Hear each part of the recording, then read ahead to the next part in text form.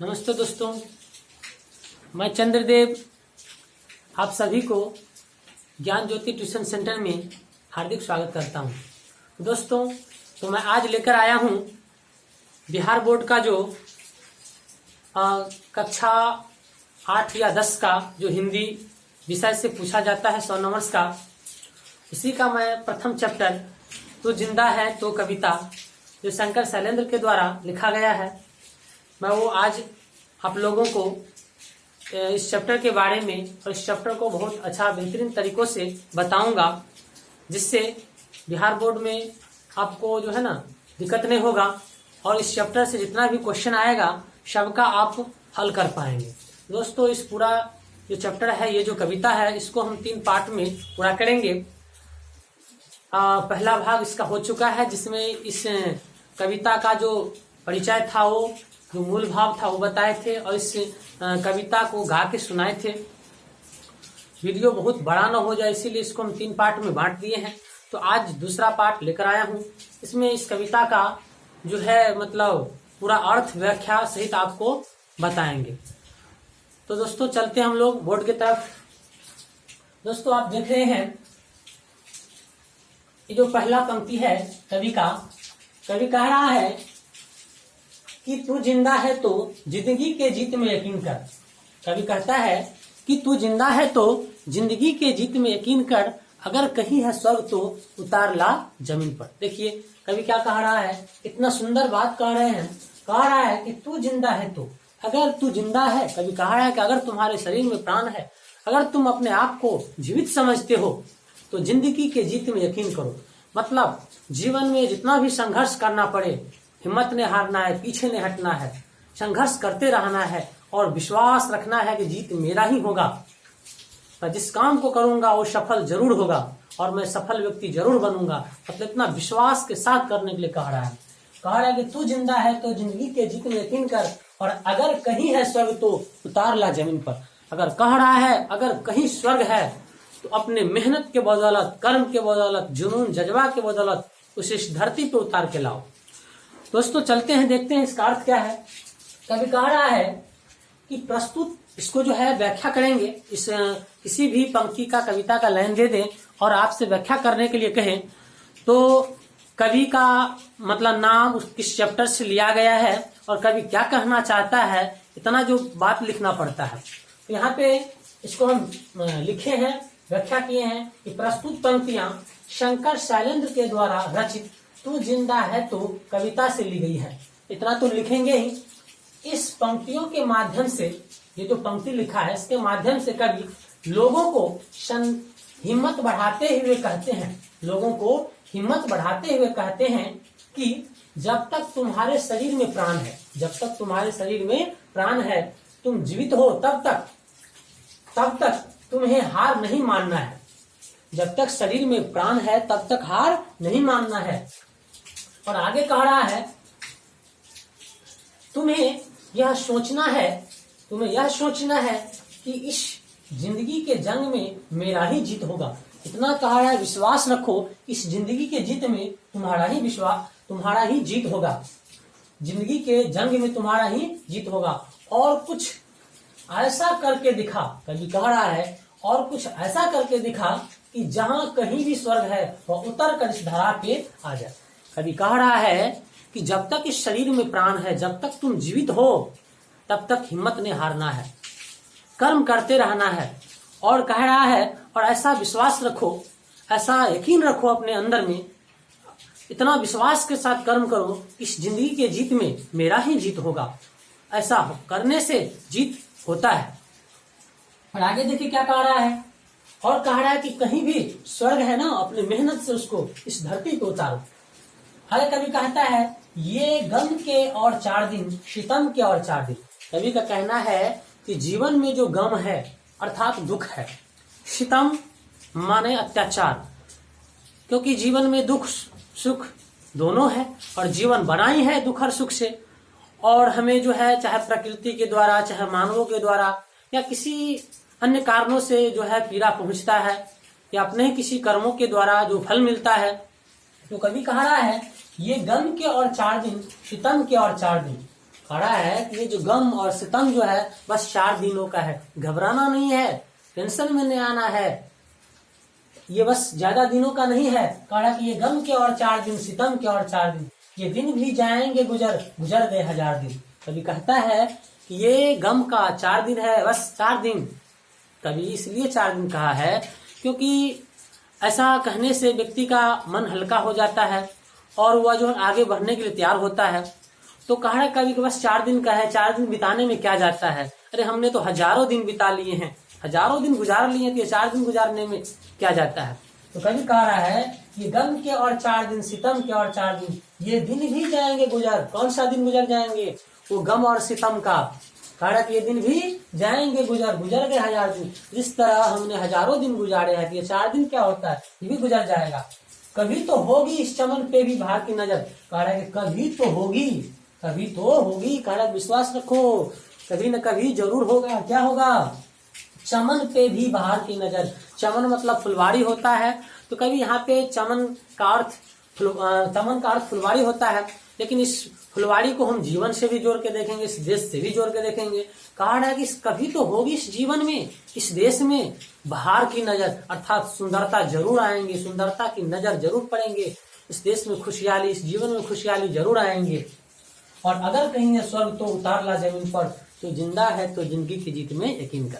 दोस्तों देखते हैं अर्थ क्या कह रहा है।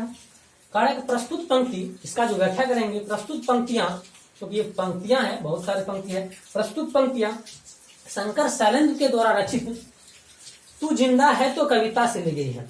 इस पंक्तियों के माध्यम से कवि लोगों को हिम्मत बढ़ाते हुए कहते हैं कि ये गम यानी दुख और सितम यानी अत्याचार हमेशा के लिए नहीं है। अभी कह रहा है कि ये दुख और सितम हमेशा के लिए नहीं है, घबराना नहीं है, बस ये 4 दिनों का है, इसमें घबराना नहीं है। जिस तरह हमने हजारों दिन गुजार लिए, कभी कहा है जिस तरह हमने हजारों दिन गुजार लिए,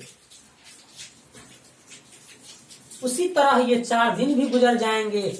विश्वास के साथ संघर्ष करेंगे तो एक न एक दिन हमारे देश, हमारे जीवन रूपी फुलवारी में, कह रहा है अगर विश्वास के साथ संघर्ष करते रहेंगे तो एक न एक दिन हमारे देश, हमारे जीवन रूपी फुलवारी में सुंदरता और खुशियां जरूर आएंगे।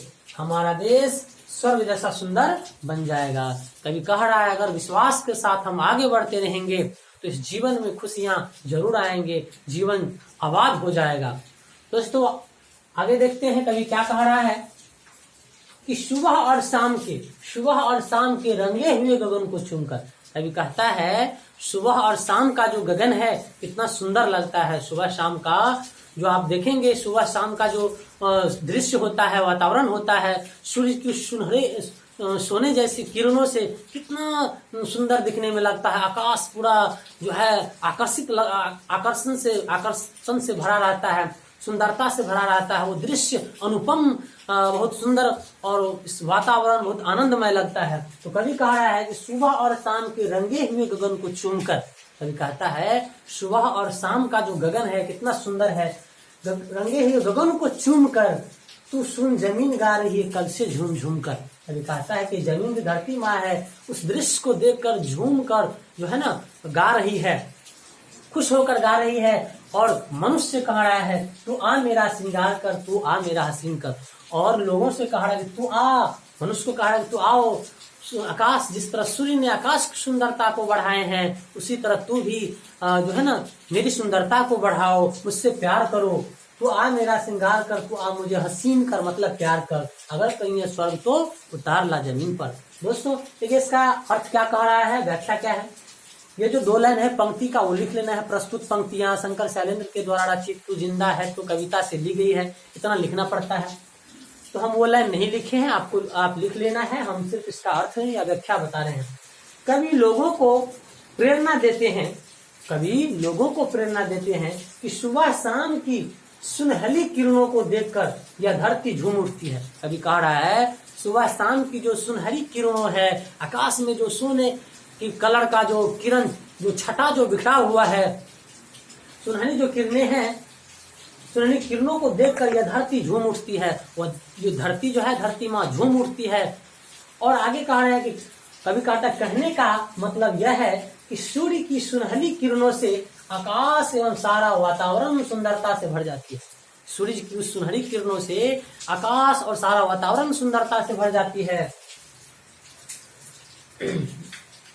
कवि इसी सुंदरता को धरती पर लाने की कवि जो है ना, कवि कह रहा है, कवि इसी सुंदरता को धरती पर लाने की सलाह देती है। धरती पर लाने की सलाह देती है कि तुम भी वैसे ही सुंदरता को जो है ना, वैसे उतना ही सुंदर इस धरती को बना दो।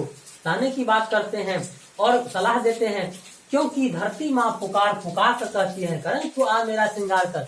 तो धरती माँ कह रही है, धरती माँ कह रही है और पुकार पुकार कर कहती है कि हे मानव, तुम में प्राण है तो तुम मुझे श्रृंगारो, मुझसे प्यार करो और इस धरती को स्वर्ग जैसा सुंदर बनाओ। धरती माँ कह रहे हैं कि तुम में प्राण है, तुम जीवित हो तो आओ मुझे श्रृंगार करो, श्रृंगारो मुझे, मुझसे प्यार करो और इस धरती को स्वर्ग जैसा सुंदर बना दो।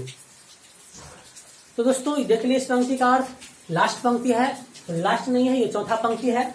इसमें कवि कह रहा है कि हजार भेष धर के आई मौत तेरे द्वार पर। कवि कह रहा है कि मौत जो है ना, अगर जीवन है तो समस्या जरूर आएंगी। कवि का कहना है और ये सत्य है, अगर जीवन है तो समस्याएं जरूर आएंगे, दुख और सुख जरूर आता है।